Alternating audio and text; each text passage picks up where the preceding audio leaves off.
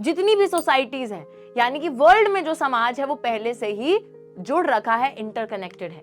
हम लोग देखते हैं बच्चों, चाइनीज पॉटरी, चाइना के जो मटके थे, टेक्सटाइल यानी कि आपके कपड़े जो हैं, स्पाइसेस जो हैं, मसाले जो हैं, इंडिया से, साउथ ईस्ट एशिया से, ये सारी चीजों का ट्रेड करा जाता था। बाहर की जो खबरें होती है, चाइना में क्या चल रहा है, अमेरिका में क्या चल रहा है, हम तक बहुत जल्दी पहुंच जाती हैं। ये जो ग्लोबल वर्ल्ड बना है, ये जो ग्लोबलाइजेशन हुई है, एक इसके पीछे एक लंबा सा इतिहास है of trade, migration, people in search of work, movement of capital और मच एल्स। हेलो एवरीवन, स्वागत है आप सभी का आज की हमारी इस क्लास में। This is your SST educator Ujjwala पुंज और आज की इस क्लास में हम लोग जिस चैप्टर को पढ़ने जा रहे हैं उस चैप्टर का नाम है the making of a global world. And actually class 10th के हिस्ट्री के पूरे सिलेबस में से ये जो चैप्टर है सबसे चुन्नू मुन्नू सा चैप्टर है, क्योंकि इसका ना एक बहुत बड़ा पोर्शन पहले बच्चों के एग्जाम्स में आता था, लेकिन क्योंकि आप बच्चे खास हैं, आप लकी हैं, तो बहुत सारा पोर्शन इस चैप्टर का हट चुका है और अब एक बहुत ही थोड़ा सा पोर्शन इस चैप्टर का हमारे एग्जाम्स में आने लग गया है। तो इसलिए बच्चों, आज हम वो जितना भी पोर्शन एग्जाम में पूछा जाएगा उस पूरे पोर्शन को कंप्लीटली समझने वाले हैं। So let's start today's class without any further edu. And सबसे पहले समझते हैं टाइटल को। टाइटल है making of a global world. बच्चों, आप लोगों ने एक शब्द जरूर सुना होगा, है ना? वो शब्द है ग्लोबलाइजेशन। क्या शब्द है वो शब्द है आपका, उल्टे पेन से मैम लिख रही हैं, ग्लोबलाइजेशन। ग्लोबलाइजेशन शब्द होता क्या है, इसका मतलब क्या होता है? ग्लोबलाइजेशन का मतलब होता है किस तरीके से जो वर्ल्ड है वो आपस में इंटरकनेक्ट हो चुका है। कोई भी चीज जो दूर दराज के भी किसी इलाके में हो रही है उसका हमें झट से पता चल जाता है, कहीं से भी, है ना? आप इजीली कितने आसानी से कांटेक्ट कर सकते हो to people who are living in a far off place. बाहर की जो खबरें होती है, चाइना में क्या चल रहा है, अमेरिका में क्या चल रहा है, हम तक बहुत जल्दी पहुंच जाती हैं। जो प्रोडक्ट्स भी बन रहे हैं आज के टाइम पे, जो प्रोडक्शन भी होती है वो भी एक कंट्री तक सीमित नहीं है। प्रोडक्ट्स को भी दो या दो से ज्यादा कंट्रीज में प्रोड्यूस किया जा रहा है, फिर उन्हें वर्ल्ड वाइड बेचा जा रहा है। जो मल्टीनेशनल कॉर्पोरेशंस हैं वो एक बहुत मेजर रोल प्ले कर रहे हैं। कंट्रीज कनेक्ट हो गई हैं, आप हवाई जहाज से उड़कर जा सकते हो दूसरे देशों में भी। लोग जो है बाहर जाते हैं पढ़ने के लिए, लिखने के लिए, काम करने के लिए। सो उस तरीके से पूरा जो वर्ल्ड है वो इंटरकनेक्ट हो चुका है। बट ये जो ग्लोबलाइजेशन का प्रोसेस है, ये ऐसा नहीं है कि आज ही आया है, ये बहुत लंबे समय से चल रहा है। एक ऐसा समय जहां ना तो टेक्नोलॉजी थी, जहां ना तो इतनी ज्यादा हम बोल सकते हैं ट्रांसपोर्टेशन कोई फैसिलिटीज थी, जहां ना तो कम्युनिकेशन था, बट स्टिल उस टाइम पर भी लोग जो हैं एक जगह से दूसरी जगह जाते थे for a variety of purposes. और उसी समय से, इतिहास से ही ग्लोबल वर्ल्ड बनना चालू हो गया था, ग्लोबलाइजेशन का प्रोसेस चालू हो गया था। चाहे उतनी फुर्ती से नहीं हो रहा था, बट हाँ, हो जरूर रहा था। ठीक है, तो उसी ग्लोबलाइजेशन के प्रोसेस को जो इतिहास में हो रहा था, उसी को आज की इस क्लास में हम लोग समझने वाले हैं, पढ़ने वाले हैं। वेरी इजी चैप्टर, छोटा सा पोर्शन है, ध्यान से सुनिएगा। Okay, we are talking about the pre modern world. Pre modern world मतलब ये मॉडर्नाइजेशन जो है, जो भी आया है, इससे पहले के जमाने में जो दुनिया थी, प्री मॉडर्न वर्ल्ड में। So when we talk about globalization we refer to an economic system that has emerged since the last 50 years or so. तो जब भी हम ग्लोबलाइजेशन की बात करते हैं ना, हमें लगता है कि जो पिछले 50 साल में जो समय आया है, शायद इसी में सारी की सारी ग्लोबलाइजेशन हुई है, बट ऐसा नहीं है। Global world has a long history. ये जो ग्लोबल वर्ल्ड बना है, ये जो ग्लोबलाइजेशन हुई है, एक इसके पीछे एक लंबा सा इतिहास है of trade, migration, people in search of work, movement of capital और मच एल्स। यानी कि व्यापार के लिए लोग जो है एक जगह से दूसरी जगह जाते थे, लोग माइग्रेट करते थे। ठीक है, कि एक जगह को छोड़ के दूसरी जगह जाके बस जाना, माइग्रेशन होता था। लोग जो है काम के सिलसिले में जाते थे, कुछ पढ़ने लिखने के लिए जाते थे, पैसे की भी मूवमेंट हुआ करती थी। ठीक है, तो ये सारी चीजें बहुत पहले से चलती आ रही हैं, आज ही से नहीं हो रही। उसी के साथ all through history are human societies have been interlinked. Interlinked का मतलब है कि आपस में जुड़ रखी हैं जितनी भी सोसाइटीज हैं, यानी कि वर्ल्ड में जो समाज है वो पहले से ही जुड़ रखा है, इंटरकनेक्टेड है। एंशिएंट टाइम से ही travellers, traders, priest, pilgrims travelled vast distances for knowledge, opportunity, spiritual fulfilment और टू एस्केप परसिक्यूशन। तो बहुत लंबे समय से ही, पहले से ही हमारे बहुत से जो ट्रैवलर्स हैं, ट्रेडर्स हैं, जो लोग व्यापार करने जाते थे, जो लोग ऐसे घूमने जाते थे, ठीक है, जो प्रीस्ट है, पंडित हैं आपके, जो पिलग्रिम्स हैं, जो तीर्थ यात्री हैं, ये सभी लोग ट्रैवल करते थे, बहुत लंबा लंबा समय ये ट्रैवल करके जाते थे, बड़ी मुश्किल और कठिनाइयों का सामना करते हुए ट्रैवल करते हुए जाते थे, वास्ट डिस्टेंसेस, यानी कि बहुत दूर दूर तक। क्यों जाते थे? कुछ लोग नॉलेज गेन करने जा रहे हैं, कुछ लोग पढ़ने जा रहे हैं, लिखने जा रहे हैं, कुछ ज्ञान की प्राप्ति के लिए जा रहे हैं, कुछ किसी अवसर की वजह से जा रहे हैं कि मुझे उस जगह जाकर एक बेहतर नौकरी मिलेगी या काम मिलेगा, तो किसी अपॉर्चुनिटी की वजह से जा रहे हैं। कुछ लोग स्पिरिचुअल फुलफिलमेंट के लिए जा रहे हैं, जैसे दर्शन करने के लिए तीर्थयात्री एक जगह से दूसरी जगह जा रहे हैं, या फिर टू एस्केप परसिक्यूशन। तो कुछ लोग उत्पीड़न या जो अत्याचार है उससे भागने के लिए भी एक जगह को एस्केप करके दूसरी जगह में जाते थे। तो इन सभी पर्पसेस के लिए बहुत से लोग पहले से ही ट्रैवल करते हुए आ रहे हैं। And after that we also see कि सारे लोग अपने साथ सामान, पैसा, गुड्स, मनी, वैल्यूज, अपने जो अंदर वैल्यूज है ना, वो सारी चीजें, जो स्किल्स है, आइडियाज हैं, उनके इन्वेंशंस हैं, even the germs and diseases also travelled with them. तो किसी इंसान को जो बीमारी है, जब वो ट्रैवल करेगा तो ऑब्वियसली वो उस बीमारी को जिस जगह वो जाएगा वहां पे फैला देगा। जैसे हाल फिलहाल में अभी कोविड की बीमारी ने पूरी दुनिया को परेशान करा था बच्चों, तो उसमें क्या हो रहा था, है ना, क्या हो रहा था उसमें कि जो भी लोग ट्रैवल कर रहे थे वो धीरे धीरे वो बीमारी फैलाते फैलाते फैलाते चले जा रहे थे। तो यही वाली चीज है, जर्म्स डिसीजेस को भी फैलाएंगे और साथ ही में अपने साथ बहुत सारी अपने जो आइडियाज हैं, जो अपना दिमाग तो हर कोई साथ में ही लेके जा रहा है ना, तो बचपन से जो उन्होंने वैल्यूज सीखी हैं, जो आइडियाज हैं, जो उनकी लैंग्वेजेस हैं, वो सारी चीजें, जो उनके ट्रेडिशंस हैं, वो सारी चीजें वो अपने साथ कैरी करके लेके जा रहे हैं। उनको जो कला आती है, जो स्किल आती है, वो भी कैरी करके जा रहे हैं। मतलब ऐसे कोई सामान बैकपैक में कैरी नहीं करके जा रहे, सब अंदर ही है। तो आपके स्किल्स जो है आपने सीख रखी है, नॉलेज जो है वो आपके अंदर है, तो ये सारी चीजें आप अपने साथ कैरी करते हुए लेकर जा रहे हो। ठीक है, okay. So as early as 3000 BCE, an active coastal trade linked the Indus Valley civilizations with the present day West Asia. तो यार हमें पता चलता है कि 3000 BCE से ही एक एक्टिव कोस्टल ट्रेड चलता था, यानी कि समुद्री रास्ते के थ्रू व्यापार चलता था।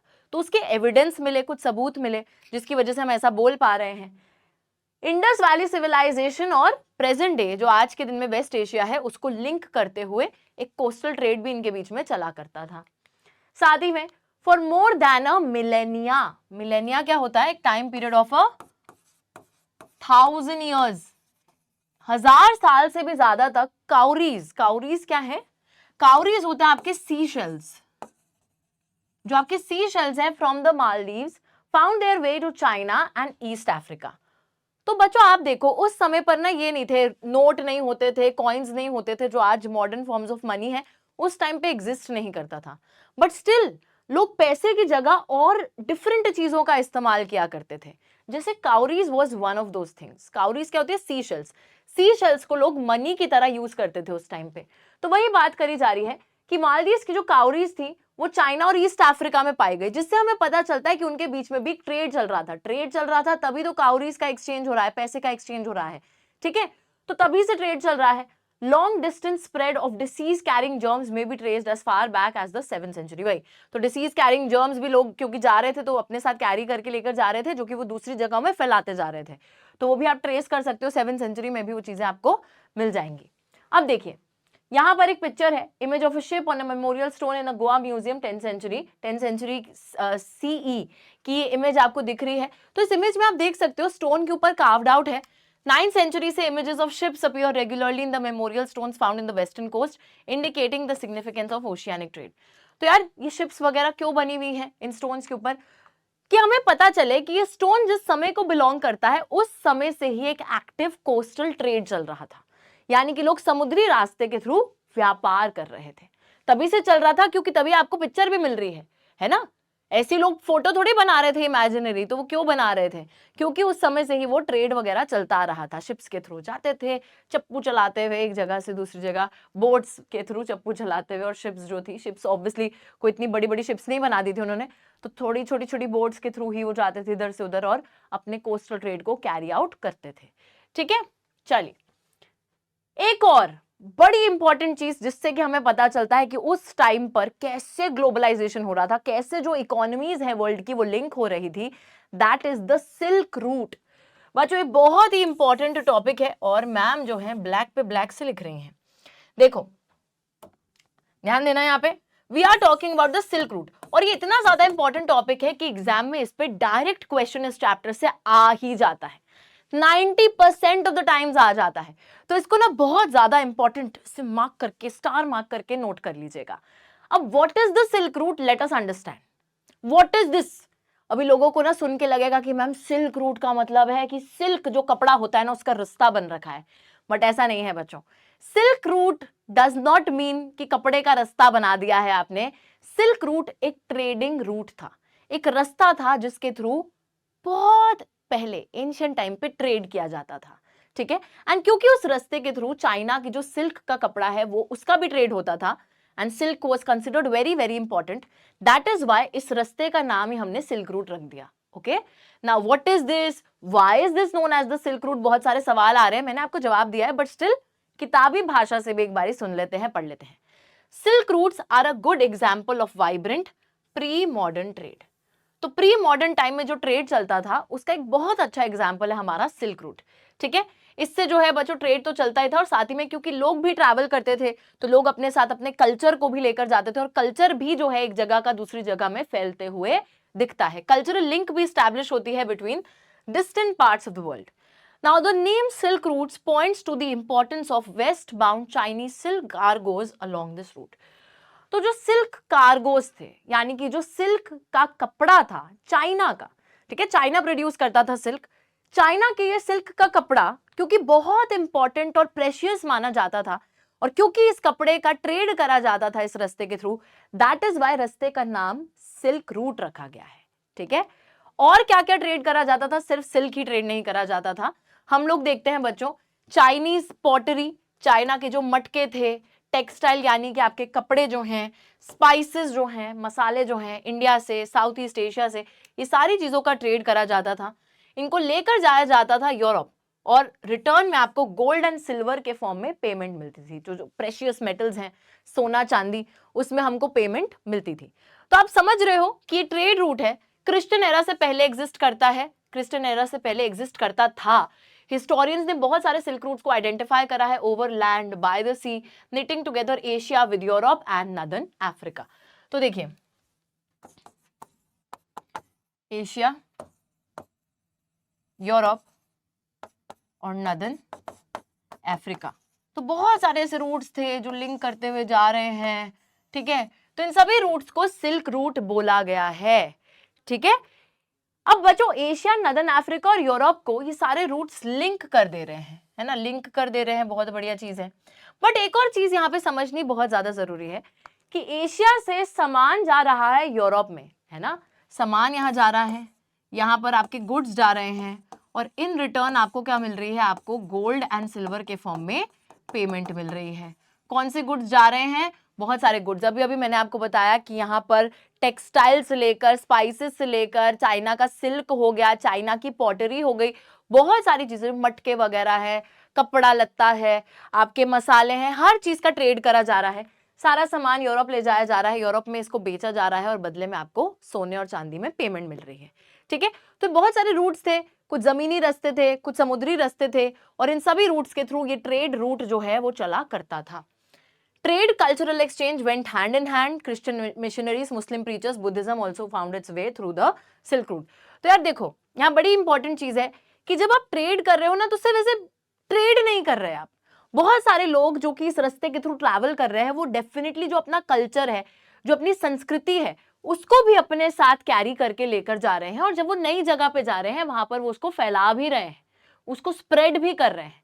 अब चाइना के लोग जा रहे हैं तो यूरोप के लोगों को पता चलेगा ना कि चाइना भी कैसा है, चाइना के लोग कैसे हैं, चाइना का कल्चर कैसा है, चाइना की चाइनीज लैंग्वेज, चाइनीज फूड, तो ये सारी जो चीजें हैं वो वहां पर फैलेंगी, और यूरोप की जो कल्चर है उसके बारे में बाकी लोगों को पता चलेगा। तो ऐसे कल्चरल लिंक्स भी स्टैब्लिश हो रहे थे, ट्रेड तो हो ही रहा था। उसी के साथ साथ हम लोग देखते हैं कि इस ट्रेडिंग रूट के थ्रू बहुत से लोगों ने अपने धर्म को भी फैलाया है, जैसे कि मुस्लिम प्रीचर्स, क्रिश्चियन मिशनरीज, बुद्धिज्म वाले जो लोग हैं वो भी इसके थ्रू ट्रैवल करते थे, and they used to spread their religion also to newer people, उनको इंट्रोड्यूस करते थे, फैलाते थे अपने धर्म को।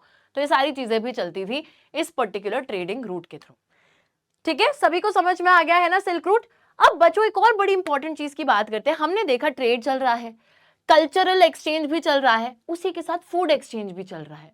फूड एक्सचेंज मतलब जैसे यार देखो, आज के टाइम पर इंडिया के अंदर रहकर ऐसा तो नहीं है कि हम सिर्फ इंडियन फूड ही खाते हैं, हम जो है अलग अलग खाने को खाते हैं। कभी हमारा पिज्जा खाने का मन करता है, कभी हमारा बर्गर खाने का मन करता है, कभी हमारा पास्ता खाने का मन करता है, नूडल्स खाने का मन करता है। एंड ये जो सारे क्यूजीन्स हैं, obviously they do not belong to India, मतलब कि they do not originate from India. इनका ओरिजिनेशन जो है वो कहीं कहीं और का है, कि नूडल्स जो है वो चाइना की हैं, या पास्ता जो है हमको लगता है कि वो इटालियन डिश है, पिज्जा इटालियन है ना। तो ऐसे डिफरेंट डिफरेंट क्यूजीन्स हैं, ये सारी चीजें हमारे इंडिया में भी मिलती हैं, और ऐसे ही बाहर इंडियन फूड भी मिलता है। तो वही वाली चीज है। बट एक ऐसा समय था जब ये खाना इंट्रोड्यूस किया जा रहा था वर्ल्ड में। आज तो हर जगह मिलता है, लेकिन उस समय पर इस खाने को इंट्रोड्यूस किया जा रहा था। देखिए कैसे, फूड ट्रैवल्स की बात करते हैं। So the traders and the travelers introduced new crops to the lands that they traveled. Noodles, which are obviously originate हुई हैं चाइना में, ये जब वेस्ट में जाती हैं, तो चाइना इधर है वर्ल्ड में, है ना, और वेस्ट में जाती हैं, जब यूरोपियन साइड चली जाती हैं वेस्ट में, तो यही नूडल्स आपकी स्पेगेटी बन जाती हैं, है ना। नूडल्स ही तो स्पेगेटी होती है। आपने देखा है कभी स्पेगेटी पास्ता आप खाते हो तो वो नूडल्स ही तो है। चाइना में उनको नूडल्स बोल देते हैं, और यहाँ पर यूरोप में उनको स्पेगेटी बोल दिया जाता है। तो वही बात हो रही है कि जब ट्रेडर्स ट्रैवलर्स जाते थे, वो अलग अलग क्रॉप्स को इंट्रोड्यूस करते थे, अलग अलग फूड आइटम्स को इंट्रोड्यूस करते थे न्यू प्लेसेस, और ऐसे ऐसे फूड भी ट्रैवल करने लगा। पास्ता, जिसको हम इटालियन मानते हैं बच्चों, ओरिजिनली पास्ता अगर हम देखें तो अरब ट्रेडर्स जो थे, जो अरेबिया से ट्रेडर्स आए थे, है ना, व्यापारी आए थे, उन्होंने पास्ता इंट्रोड्यूस करा था इन सिसिली। सिसिली क्या है? इटली का ही एक आइलैंड है आज, लेकिन सिसिली में अरब ट्रेडर्स ने उसको इंट्रोड्यूस करा था। तो ओरिजिनली पास्ता किसको बिलोंग करा फिर? अरेबियंस को या फिर इटालियंस को? तो अरब ट्रेडर्स पास्ता को लेकर गए, उन्होंने सिसिली में इंट्रोड्यूस करा, और आज की डेट में इटालियन डिश ही मानी जाती है पास्ता। उसी के साथ अगर हम देखें यहाँ पर क्रिस्टोफर कोलंबस जो है, क्रिस्टोफर कोलंबस, ठीक है, क्रिस्टोफर कोलंबस ने अमेरिका को डिस्कवर करा। अमेरिकन कॉन्टिनेंट को डिस्कवर करने का मतलब यह है बच्चों कि ऑब्वियसली अमेरिकन कॉन्टिनेंट एग्जिस्ट करता था, उन्होंने बना नहीं दिया उसको, ऑलरेडी एग्जिस्ट करता था, बट किसी को पता नहीं था कि ऐसा भी कोई कॉन्टिनेंट है। बट क्रिस्टोफर कोलंबस गए, उन्होंने ढूंढ निकाला कि यार ये देखो, ये तो इतना एक बड़ा कॉन्टिनेंट एग्जिस्ट करता है। और अमेरिका के अंदर ओरिजिनली भी कुछ लोग रहते थे जिनको बस इतना ही पता था कि यही जगह है वर्ल्ड में, यही है हमारी दुनिया। तो अब अमेरिका के जो लोकल इनहैबिटेंट्स थे, वहां के जो लोकल लोग थे, वो बहुत डिफरेंट डिफरेंट टाइप्स के क्रॉप्स को ग्रो करते थे। जैसे कि पटेटो है, जो आज की डेट में हमें लगता है कि कितनी कॉमन चीजें हैं, बट दे वर अनकॉमन। ये उस टाइम पे सिर्फ अमेरिका में चीजें उगाई जाती थी। जैसे आलू है, सोया है, ग्राउंडनट आपकी मूंगफली, मेज यानी कि आपका भुट्टा, टमेटो, टमाटर, आपकी चिलीज, स्वीट पोटैटोज जो शकरकंदी है, ये सारे क्रॉप्स वहां के जो लोकल इनहैबिटेंट्स है वो ग्रो किया करते थे। Wow, amazing. कॉन्टिनेंट तो डिस्कवर किया ही किया, साथ ही में इतने सारे फूड आइटम्स डिस्कवर कर लिए। Sometimes these new crops could make the difference between life and death. ये क्वेश्चन डायरेक्टली पूछा जा सकता है आपके बोर्ड एग्जाम में, ठीक है जी। हम लिखते हैं वो मिट जाता है, चलिए ठीक है। बोर्ड एग्जाम में इस सवाल को डायरेक्टली पूछा जाता है। अब बच्चों, ये नए नए क्रॉप्स इंट्रोड्यूस हो रहे हैं, हर किसी को पता चल रहा है कि यार ऐसा भी खाने का सामान एग्जिस्ट करता है। बट कभी कभी ये जो खाने का सामान है, ये जिंदगी और मौत पर बनाता था। ऐसा कैसे? कोई खाना जिंदगी और मौत पे कैसे बन के आ सकता है? चलिए मैं आपको समझाती हूँ।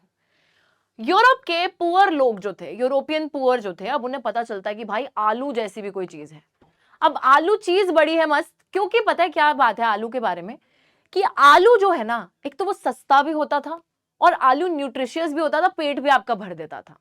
तो यूरोपियन पुअर ज्यादा बेहतर खाना खाने लगे with the introduction of the humble potato. Humble potato, potato को हम्बल इसलिए बोला जा रहा है क्योंकि पोटैटो में कोई ईगो नहीं है।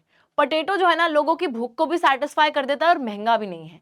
दैट इज वाई उसको हम्बल पोटैटो का नाम दिया गया है कि यूरोपियन के जो पुअर लोग थे, उनको देखो एक नया जीवन मिला, क्योंकि उन्हें आलू मिला, और आलू से वो बेहतर जीने लगे, बेहतर खाने लगे। Live longer, eat better and live longer, ज्यादा बेहतर खाने लगे और ज्यादा बेहतर जीने लगे। साथ ही में बच्चों, ये मौत पर भी बनाया। मौत पे कैसे बनाया? तो जब आयरलैंड के पुअरेस्ट पेजेंट, सबसे गरीब जो किसान थे आयरलैंड के, they became so dependent on potatoes that when the disease destroyed the potato crop in the mid 1840s, the hundreds of thousands died of starvation. अब लोग इतने ज्यादा निर्भर हो गए आयरलैंड के जो गरीब किसान थे आलू पर, कि जब एक बीमारी की वजह से आलू की फसल खराब हो जाती है तो उन लोगों के पास कुछ खाने के लिए नहीं होता, क्योंकि वो आलू ही उनको चाहिए था और आलू की फसल खराब हो गई। बहुत से लोग इसी वजह से मर जाते हैं, दे डाइड, क्योंकि वो भूखे रहे, स्टार होते गए और इस वजह से मर भी गए। तो देखो, एक जगह पर कहीं ना कहीं आलू ने लोगों को जीवन दान दिया है और वहीं पर एक जगह पर आलू की वजह से बहुत से लोगों की जान भी गई है। तो कैसे खाना जिंदगी और मौत पे बन आता है, वही क्वेश्चन था ना कि new crops could make difference between life and death. तो हमने देख लिया कैसे ये होता है। Okay, so you have to remember this. आगे देखिए, conquest, disease and trade. Conquest, disease and trade की अगर मैं बात करूं तो यहां पर बच्चों बात आती है कि कैसे हम लोग, देखो 3 चीजें बोली जा रही है। कॉन्केस्ट यानी कि जीत हासिल करना, डिसीज यानी कि बीमारी, और ट्रेड यानी कि व्यापार। 3 चीजों की बात होगी। European sailors found a sea route to Asia and also successfully crossed the western ocean to America. The pre-modern world shrank greatly. shrank होने का मतलब क्या होता है? छोटा हो गया। अब वर्ल्ड छोटा हो गया मैम, अर्थ पहले इतना बड़ा था फिर इतना हो गया, नहीं बच्चों, ये सिर्फ एक लिखने का स्टाइल है। श्रैंक ग्रेटली का यहाँ पर मतलब यही है कि जब यूरोपियन सेलर्स जो थे, जो नाव चलाते थे, उनको जब पता चला, एशिया तक उन्होंने रास्ता ढूंढ लिया, अमेरिका तक उन्होंने रास्ता ढूंढ लिया, तो एक तरीके से अब हर जगह के बारे में उन्हें पता चल गया था कि वर्ल्ड में ये जगहें भी एग्जिस्ट कर गई, और उनको रास्ता भी पता है कि यहां तक पहुंचना कैसे है। जब तक आपको किसी चीज का रास्ता नहीं पता, दैट मीन्स वर्ल्ड कितना बड़ा है, बट जब आपको पता चल गया कि वहां तक पहुंचना कैसे है, तो फिर वर्ल्ड छोटा हो गया एक तरीके से, कि लोगों को पता चल गया कि वहां तक पहुंचना कैसे है। तो प्री मॉडर्न वर्ल्ड उस सेंस में बोला गया है कि it shrank because people got to know कि how to reach other places. Now India में इंडियन ओशन के थ्रू ट्रेड चलता था, तो इंडियन ओशन ऑब्वियसली जैसे इंडिया है उसके साउथ में इंडियन ओशन आता है, इंडियन ओशन के थ्रू ट्रेड चलता था, व्यापार चलता था।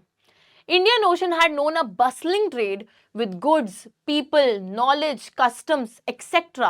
criss-crossing its waters. Bustling trade, धूम धड़ाके से यहाँ ट्रेड चल रहा है, पूरे टाइम शोर शराबा हल्ला गुल्ला रहता है ना, बहुत सा सामान आता है, लोग आते हैं नॉलेज के साथ, कस्टम्स एक्सेट्रा, हर चीज क्रिस क्रॉसिंग इट्स वाटर्स, यानी कि आ रहे हैं जा रहे हैं, ये सारी चीजें चल रही हैं, ट्रेड चल रहा है। अमेरिका के अंदर vast lands and abundant crops, minerals began to transform trade and lives everywhere. और अमेरिका को डिस्कवर कर लिया गया था। अब अमेरिका कॉन्टिनेंट में बहुत ज्यादा अपॉर्चुनिटी थी, मतलब कि बच्चों वहां पर जमीनें भी थी बहुत सारी, वहां पे बहुत सारे क्रॉप्स भी थे, मिनरल्स भी थे, और इन्हीं सब चीजों की वजह से जब इन सब चीजों को डिस्कवर कर लिया गया तो उससे जो है व्यापार और लोगों की जिंदगियां हर जगह पर ट्रांसफॉर्म होने लग गई, बदलने लग गई। ठीक है, precious metals, particularly silver, from mines located in the present-day Peru and Mexico, enhanced Europe's wealth and financed its trade with Asia. अब जो प्रेजेंट डे यानी कि आज के टाइम पे जो पेरू और मेक्सिको है, वहां पर माइनिंग करी जाती थी, वहां से प्रेशियस मेटल्स को एक्सट्रैक्ट करने लग गए यूरोपियन लोग। ठीक है, यूरोपियन लोग जाते थे पेरू मेक्सिको में, वहां पे माइनिंग करके किसको एक्सट्रैक्ट कर लेते थे? सिल्वर को एक्सट्रैक्ट करते थे, और फिर इसी सिल्वर से पेमेंट कर देते थे। जो भी सामान इंडिया से आता था या चाइना से आता था सिल्क रूट के थ्रू, उसकी पेमेंट दे देते थे इसी सिल्वर से कि ये लो, मतलब एक्सट्रैक्ट वहां से करके आए फ्री का सिल्वर, और फिर उसी से पेमेंट भी कर दी। बहुत ही बढ़िया। Legends spread in the 17th century Europe about South America's fabled wealth. Legends मतलब कि बच्चों कहानियां, ऐसे रूमर्स फैलने लग गए, कहानियां उड़ने लग गई हवा में 17th सेंचुरी में यूरोप के अंदर, कि साउथ अमेरिका में ना बहुत पैसा है, फेबल्ड वेल्थ, कुछ इमेजिनरी स्टोरीज बन गई वहां के पैसे के बारे में। Many expeditions set off in search of El Dorado, which was the fabled city of gold. और लोगों को ना सुनने में आया कि एक जगह है एल डोराडो, सोने की नगरी है वो, वहां हर चीज सोने की बनी है, तो लोग उसी नगरी के सर्च में निकल पड़े, एक्सपीडिशन पे निकल पड़े, सफर पे, कि यार ढूंढ के रहेंगे, एल डोराडो मिल जाएगा तो पैसा ही पैसा होगा। ठीक है, पर ऑब्वियसली ये सब चीजें रूमर्स थी बच्चों, ऐसे असल में एल डोराडो कोई जगह थी नहीं, बट रूमर उड़ गए कि हाँ हाँ सोने की नगरी है, चलो ढूंढ के आते हैं। Precious metals from Peru and Mexico, okay, तो ये चीज सेम लिख रखी है, और यहां तक चीजें चल रही हैं जैसे तैसे। अब देखो, एक बहुत ही इंपॉर्टेंट बात यहां पर आती है। Portuguese Spanish conquest and colonization of America was not just a result of the superior firepower germs such as those of smallpox that they carried on their person. How? क्या लिख दिया ये? ठीक है, मैं समझाती हूँ। बच्चों जो पोर्टुगीज और स्पेनिश लोग थे ना, अब क्या है इस टाइम पे, क्योंकि लोगों को पता चलता है कि अमेरिका के पास तो इतनी दौलत है, इतना सब कुछ है वहां पे, तो लोग क्या करते हैं, लोग लालची हो जाते हैं। और जो हमारे पोर्टुगीज और स्पेनिश लोग हैं, ये निकल पड़ते हैं कि हम तो अमेरिका पे कॉन्केस्ट करेंगे, वहां पे कब्जा करेंगे। अब बच्चों ये कॉन्केस्ट के लिए निकलते तो हैं, लेकिन ये अमेरिका को कॉन्केस्ट करते भी हैं, जीत भी हासिल करते हैं, उसको कैप्चर भी करते हैं, बट उसको कैप्चर करना कोई ऐसा नहीं था कि इन्होंने किसी हथियार का इस्तेमाल करा या फिर किसी मतलब गोलियों का, या लोगों को मार मार के गोलियों से या बम वम फोड़े और फिर जो है कैप्चर करा, नहीं, नॉट एट ऑल। यहां पर वही बात हो रही है कि इनका जो कॉन्केस्ट था और अमेरिका का जो कॉलोनाइजेशन इन्होंने करा है, ये किसी सुपीरियर फायर पावर की वजह से नहीं हुआ है, बल्कि it is only due to the diseases that they carried. सिर्फ बीमारियों से इन्होंने अमेरिका पे जीत हासिल करी। कौन सी बीमारी? ये बीमारी थी स्मॉल पॉक्स की बीमारी। जैसे चिकन पॉक्स होता है ना, वो तो एक एक्सट्रीम वर्जन होता है, और चिकन पॉक्स एक माइल्ड वाला चिकन पॉक्स भी होता है, स्मॉल पॉक्स। अब स्मॉल पॉक्स की जो बीमारी थी, यूरोपियंस के अंदर तो उसके अगेंस्ट इम्यूनिटी बिल्ड थी, कि मतलब अगर उन्हें हो भी जाती थी वो बीमारी तो वो ठीक हो जाते थे। बट अमेरिकन लोग जो कि अभी तक पूरे वर्ल्ड से सेक्लूडेड थे, है ना, उनके अंदर इस बीमारी को लेकर कोई भी इम्यूनिटी नहीं थी। तो जब ये यूरोपियन लोग अमेरिका पहुंचते हैं, तो किसी ना किसी के अंदर वो डिसीज होगा, जर्म्स होंगे स्मॉल पॉक्स के, वो इतनी तेजी से पूरे अमेरिका में फैलते हैं कि बहुत से अमेरिकन लोग, पूरी की पूरी कम्युनिटीज तबाह हो जाती हैं इस बीमारी के कारण, स्मॉल पॉक्स के कारण। अमेरिकाज ओरिजिनल इनहैबिटेंट्स, यानी कि वहां पे जो ओरिजिनली लोग रहते थे, इनहैबिट करके रहते थे अमेरिका को, they had no immunity against these diseases that came from Europe. Europe से जो बीमारी आई थी नई नई, इनके अंदर कोई इम्यूनिटी नहीं थी इन बीमारियों को लेकर। So small pox was a deadly killer, paving the way for conquest. Small pox की वजह से बच्चों इतने सारे लोग मरते हैं, इट डेसिमिनेटेड द होल कम्युनिटीज, और उससे जो है इतना डेडली किलर होता है कि लोग ही मर जाते हैं, तो ये इजीली लोग वहां पे अपना शासन जमा लेते हैं, कर लेते हैं। एक और चीज यहां पर जो हम देखते हैं वो था कि इस समय के दौरान बहुत से लोग यूरोप छोड़ छोड़ के अमेरिका जा रहे थे। Thousands of Europeans fled Europe for America during this time. Why? Reason पूछा जाएगा कि why, क्यों जा रहे हैं वो यूरोप छोड़ के, अपना देश छोड़ के क्यों जा रहे हैं, है ना, अपने अपने कॉन्टिनेंट को छोड़ के अमेरिका की तरफ क्यों जा रहे हैं। सुनाओ। First reason was that until the 19th century, poverty and hunger were very very common in Europe. Europe के अंदर इस टाइम पे क्योंकि पॉपुलेशन बहुत ज्यादा थी, तो वहां पे गरीबी भी उतनी ही ज्यादा थी और लोग भूख से मर रहे थे, ठीक है, स्टार्व कर रहे थे। दूसरी चीज थी, cities were crowded and deadly diseases were wide spread. शहर बहुत ज्यादा आबादी थी, वहां पे क्राउडेड थे काफी ज्यादा, और डेडली डिसीजेस, जो बहुत सी डेंजरस बीमारियां थी, है ना, वो भी यहाँ पर फैल रखी थी। तो इन सब चीजों से, पॉपुलेशन से दूर भागने के लिए, डेडली डिसीजेस से बचने के लिए भी लोग यूरोप से भाग रहे थे। साथ ही में रिलीजियस कॉन्फ्लिक्ट्स बहुत कॉमन थी, धर्म के नाम पे बहुत लड़ाइयां होती थी, एंड जो रिलीजियस डिसेंटर्स होते थे, डिसेंटर्स का मतलब है वो सारे लोग जो एस्टैब्लिश्ड रिलीजियस बिलीफ्स के खिलाफ चले जाते हैं, कि आपका धर्म कोई चीज बता रहा है और आप उसके खिलाफ जा रहे हो, तो जो भी डिसेंटर होता था अपने धर्म का खिलाफ जो चला जाता था एस्टैब्लिश्ड बिलीफ्स के, उसको परसिक्यूट करा जाता था, उसका उत्पीड़न अत्याचार उस पर होता था। तो इसी परसिक्यूशन से बचने के लिए ये लोग भागते थे अमेरिका की तरफ। एंड लास्टली उनको पता था कि भाई अमेरिका तो अभी नया नया कॉन्टिनेंट डिस्कवर हुआ है, वहां बहुत अपॉर्चुनिटी है, तो ये लोग अमेरिका पहुंच के वहां पे प्लांटेशन फार्मिंग करना इन्होंने चालू कर दिया, बड़े बड़े खेत ले लिए, बड़े बड़े खेतों पे अपने क्रॉप्स उगाने चालू कर दिए, और फिर उन्हीं क्रॉप्स को यूरोप भेजकर बेचते थे और पैसा कमाते थे। ठीक है, तो प्लांटेशन फार्मिंग जो है कॉटन की, शुगर की, इन लोगों ने वहां पे चालू कर दिया, और फिर इन्हीं सामान को यूरोपियन मार्केट्स में बेचकर मनी अर्न करते थे। तो नई अपॉर्चुनिटीज क्योंकि अमेरिका में थी, और बहुत सारी दिक्कतें क्योंकि यूरोप में थी, तो सारे के सारे लोग यूरोप छोड़ छोड़कर अमेरिका की तरफ भागते चले जा रहे थे। उसी के साथ बच्चों इस समय के दौरान चाइना और इंडिया काफी पावरफुल कंट्रीज हुआ करती थी। 18th सेंचुरी तक India China among the world's richest countries, silk route चलता था, हर चीज चलती थी, पैसा बहुत कमाते थे। But from the 15th century, China is said to have restricted overseas contacts and retreated into isolation. अब होता क्या है, चाइना थोड़े टाइम के बाद आइसोलेट हो जाता है, अलग हो जाता है पूरी दुनिया से, कि मेरे को कुछ ट्रेड व्रेड नहीं करना, मैं बस अपनी कंट्री पे फोकस करना चाहता हूं, तो ये आइसोलेशन में चले जाते हैं, छोड़ देते हैं कुछ भी करना, वर्ल्ड इकोनॉमी में इंटरफेयर करना। एंड उस समय के दौरान पूरा जो हमारा ट्रेडिंग सेंटर है या फिर जो पावरफुल वो है ना कंट्रीज, वही शिफ्ट हो जाती हैं। तो चाइना का ये जो रिड्यूस्ड रोल था, रोल कम हो गया वर्ल्ड इकोनॉमी में, एंड जो राइजिंग इंपॉर्टेंस थी अमेरिका की, that is why gradually moved the centre of the world trade westward. तो अब वर्ल्ड ट्रेड का जो सेंटर है ना वो चाइना इंडिया से हटकर वेस्टर्न साइड पे अमेरिका और यूरोप की तरफ शिफ्ट होता जाता है, क्योंकि वो दोनों ही कॉन्टिनेंट ज्यादा पावरफुल बनते जा रहे थे इस समय के दौरान। यूरोप जो है वर्ल्ड ट्रेड का सेंटर बन गया और अमेरिका भी काफी पावरफुल हो जाता है इस टाइम पे। तो this is what happened. Alright, तो इसी के साथ बच्चों हमने जो है आज की ये क्लास बिल्कुल कंप्लीट कर ली है, और आज की इस क्लास में हमने पढ़ा है chapter the making of a global world.